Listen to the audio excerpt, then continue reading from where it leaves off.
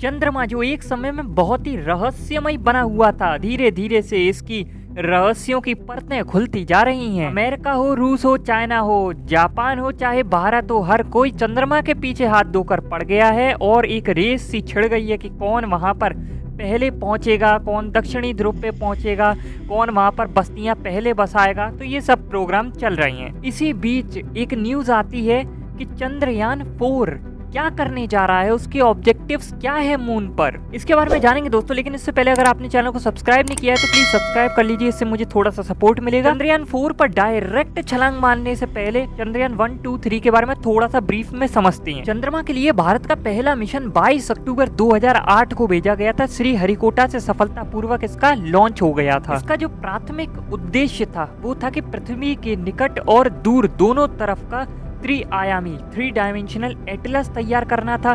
चंद्रमा और उच्च स्थानिक संकल्प के साथ संपूर्ण चंद्र सतह का रासायनिक और खनिज मानचित्रण करना था।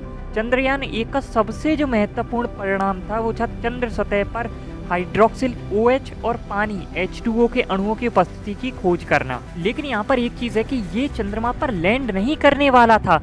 ये चंद्रमा के 100 किलोमीटर की ऊंचाई पर चारों तरफ इसकी परिक्रमा करके फोटो वगैरह लेने वाला था। इसके बाद भेजा जाता है 22 जुलाई 2019। देख रहे हो कितना लंबा समय हो गया।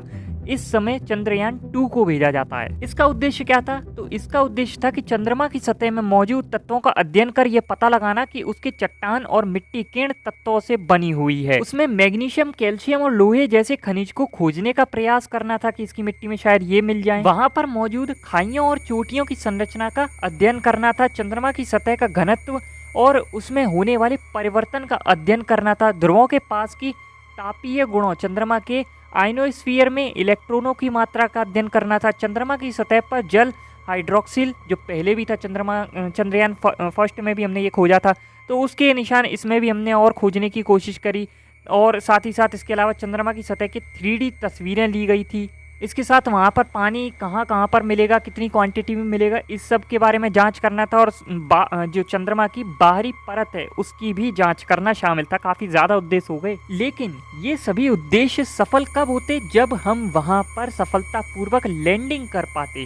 तो हमारा जो और इससे प्राथमिक उद्देश्य देखा जाए तो चंद्रमा की सतह पर सॉफ्ट लैंडिंग और रोबोटिक रोवर संचालित करने की क्षमता का प्रदर्शन करना था। वही रोवर जो है वो चल के जाएगा, वही तो चीज़ों की मतलब मिट्टी वगैरह की जांच करेगा। तो हमारा बस यही हो गया खेल।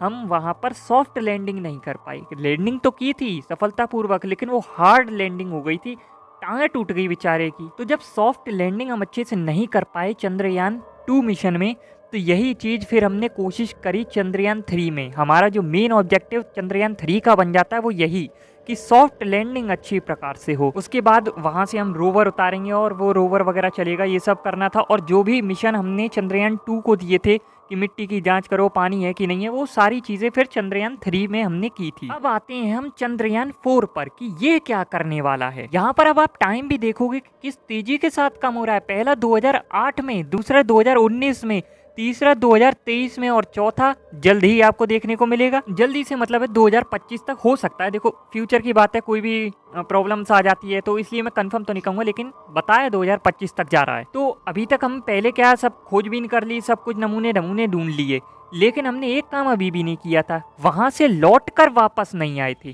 तो चंद्रयान 4 का जो मेन ऑब्जेक्टिव, प्राथमिक ऑब्जेक्टिव होने वाला है ना, वो यही होने वाला है कि हम उसको वहां पर न सिर्फ भेजेंगे, वहां पर खोजबीन करेंगे, बल्कि उसे वापस पृथ्वी पर भी लेकर आएंगे। भाई आगे अगर फ्यूचर में हम वहां बस्तियां वगैरह भी बसाएंगे तो ह्यूमंस को वहां लेके जाएंगे, तो उसका मतलब ये थोड़ी ना वहीं छोड़ देंगे, अब तुम यहीं उड़ते फिरो, नहीं, वापस भी लेके आएंगे ना। तो एक तरह से ये काफ़ी अच्छा रहेगा। हम जितना प्रैक्टिस करेंगे कि मतलब वहाँ से हम वापस भी ला सकते हैं या नहीं ला सकते चंद्रयान मिशन को। ऐसे गगनयान भी किया जा रहा है, उसमें भी यही ऑब्जेक्टिव रखा जाएगा कि योमित्र करके हम एक लेडी है, एंड्रॉयड है, उसको भेजेंगे। तो उसको भी मतलब सब कुछ यही है कि अब वापस लाने पर लगा हुआ है इंडिया की।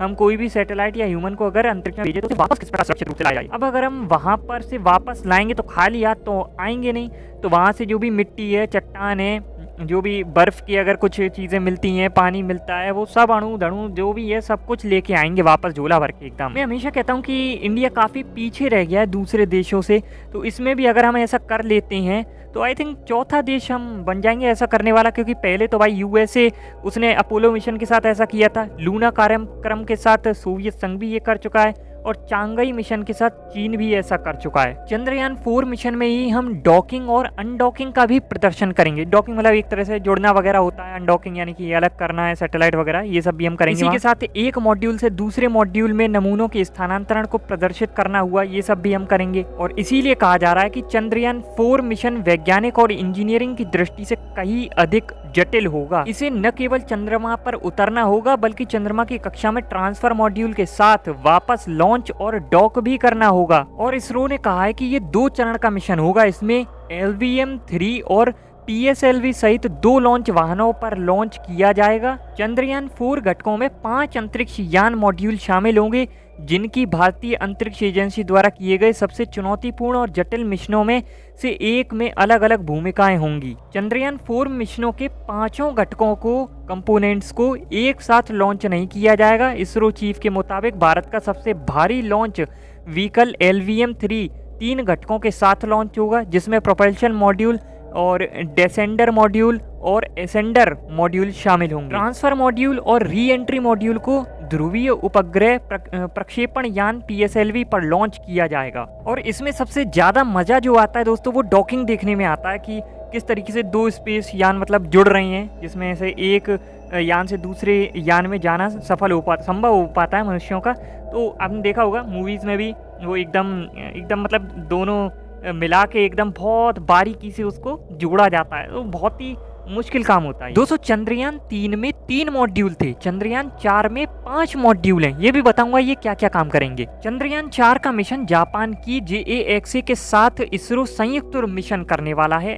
ऐसे में इसे जापान के H3 रॉकेट से लॉन्च किया जा सकता है। जिस प्रकार से हम पृथ्वी से इसे लॉन्च करने में इतनी मुश्किलें आई थी, तो सोचो कि चांद से ये दोबारा लॉन्च करेगा और पृथ्वी पर वापस आएगा। सोचो वहां तो हम उपस्थित भी नहीं है, यहीं से करना पड़ेगा सब कुछ, कितना मुश्किल होने वाला है ये। जब चंद्रयान 4 पृथ्वी से लॉन्च करेगा तो इसका कुल वजन 5200 किलोग्राम होगा, जबकि जब ये चांद से दोबारा लॉन्च करेगा तब इसका वजन सिर्फ 1527 किलोग्राम रखा जाएगा। इसमें जो मैंने 5 मॉड्यूल बताए थे, तो कौन सा मॉड्यूल क्या काम करेगा वो देखते हैं। सबसे पहले बात करते हैं प्रपल्शन मॉड्यूल के बारे में। तो रॉकेट से अलग होने के बाद धरती की ऑर्बिट से लेकर चांद की ऑर्बिट में एंट्री तक की जिम्मेदारी प्रपल्शन मॉड्यूल की होगी। चंद्रयान 3 के वक्त भी इस मॉड्यूल ने यही जिम्मेदारी निभाई थी, तो मतलब चंद्रयान 3 में भी ये वाला मॉड्यूल था। दूसरा है डिसेंडर मॉड्यूल। तो प्रपल्शन मॉड्यूल से अलग होने के बाद सभी मॉड्यूल को चांद की सतह पर पहुंचाने की जिम्मेदारी ये वाला मॉड्यूल करेगा, यानी कि डिसेंडर मॉड्यूल करेगा।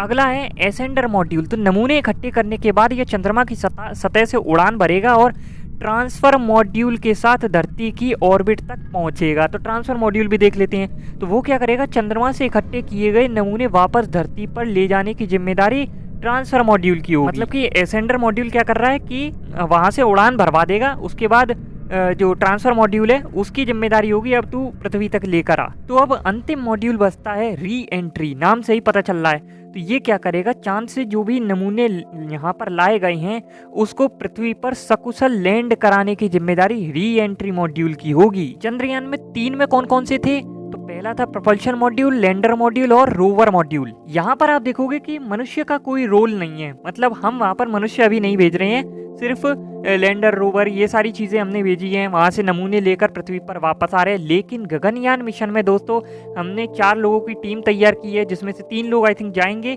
और वो वापस लाना है उनको हमें। ये मेन ऑब्जेक्टिव है गगनयान का। तो अगर उसके बारे में डिटेल से आपको जानना है तो आई बटन में आपको लिंक मिल जाएगा, प्लीज जरूर से चेकआउट कीजिएगा। वीडियो पसंद आई है तो लाइक शेयर कमेंट सब्सक्राइब जरूर करना। फिर मिलेंगे, तब तक के लिए गुड बाय।